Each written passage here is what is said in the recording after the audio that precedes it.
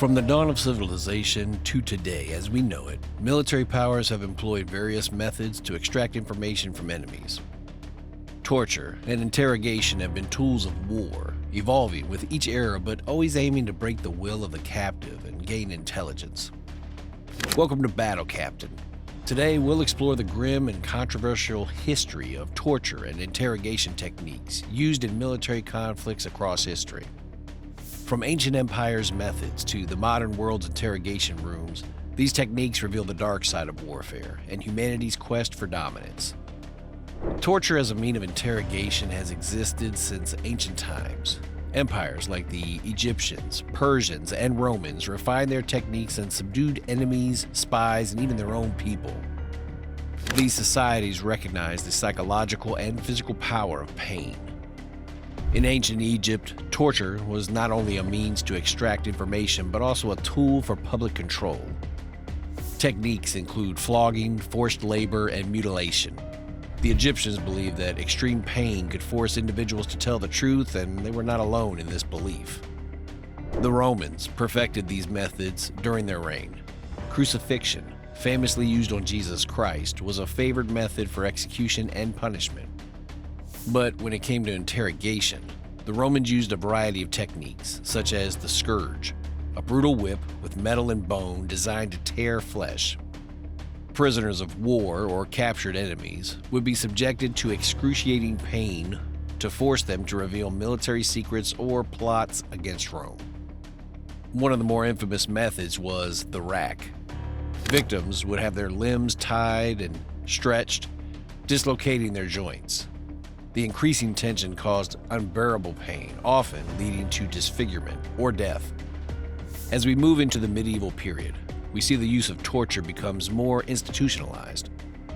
Devices such as the Iron Maiden and the Spanish Inquisition chair were designed not to just inflict pain, but to terrify enemies into submission. The Church, throughout the Inquisition, used these tools to extract confessions from those accused of heresy. But one of the most feared medieval methods was water torture, specifically the practice of waterboarding. Waterboarding has roots as far back as the medieval period, where prisoners would be tied down while water was poured over a cloth covering their face, inducing the terrifying sensation of drowning. While this technique is still associated with more modern conflicts, it's been around for centuries. If you're enjoying this look into the history of torture so far, be sure to leave a like and subscribe to the channel for more content just like this. As European powers expanded their empires across the globe, so did the use of interrogation methods. During the Age of Empires, from the 15th to the 19th century, torture became an essential part of maintaining control over colonized populations and interrogating captured rebels or insurgents. One of the most notorious practices during this period was in India under British rule, the tickler. British officers used this method on Indian revolutionaries during the Sepoy Mutiny. The victims' arms would be tied above their head, and sharp objects were used to cause a combination of tickling and tearing of the skin, leading to extreme discomfort and eventual confession.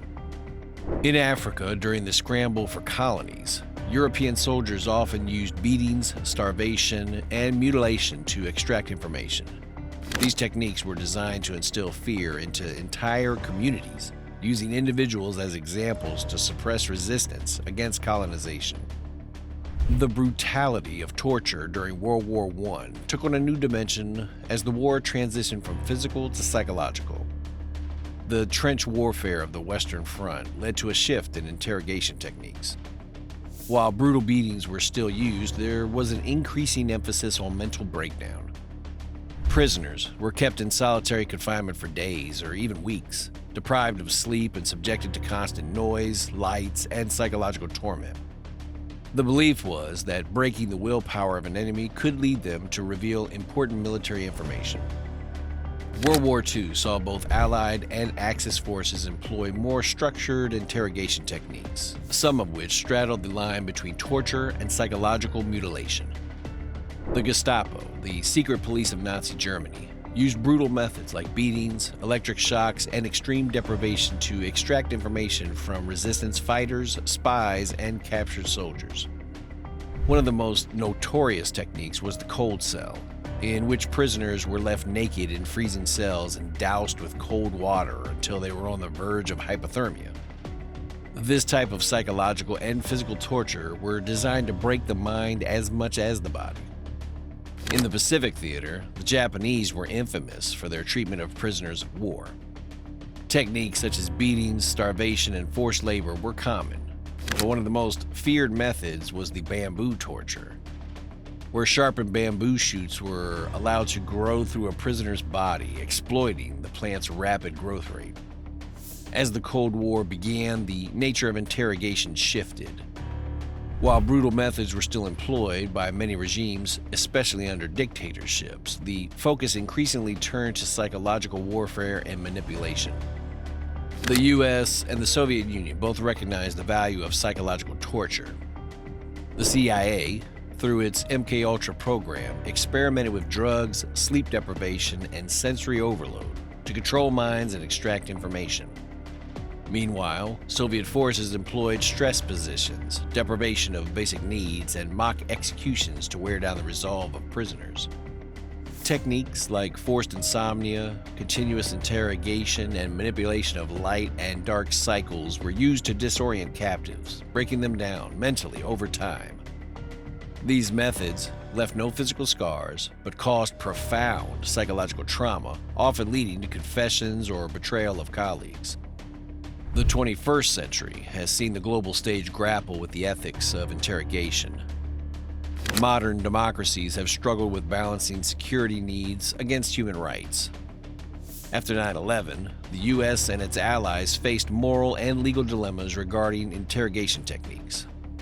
The most infamous example from the War on Terror is the revelations about prisoner abuse at Abu Ghraib. The images of hooded detainees subjected to stress positions, waterboarding, and sensory deprivation sparked global outrage. These techniques, once used by despotic regimes, were now a topic of heated debate among Western nations. International laws such as the Geneva Conventions prohibit torture and outline strict rules for the treatment of prisoners of war. However, the definition of torture has been debated, especially in the context of enhanced interrogation techniques. Waterboarding, stress positions, and sensory deprivation are still highly controversial, with some arguing that these methods are not torture, while others insist they violate international law. As technology advances, so too do interrogation techniques. The rise of artificial intelligence, cyber warfare, and enhanced surveillance means that the future of interrogation may rely more on data extraction than on physical or psychological torture. But the moral question remains: how far are we willing to go in the name of security?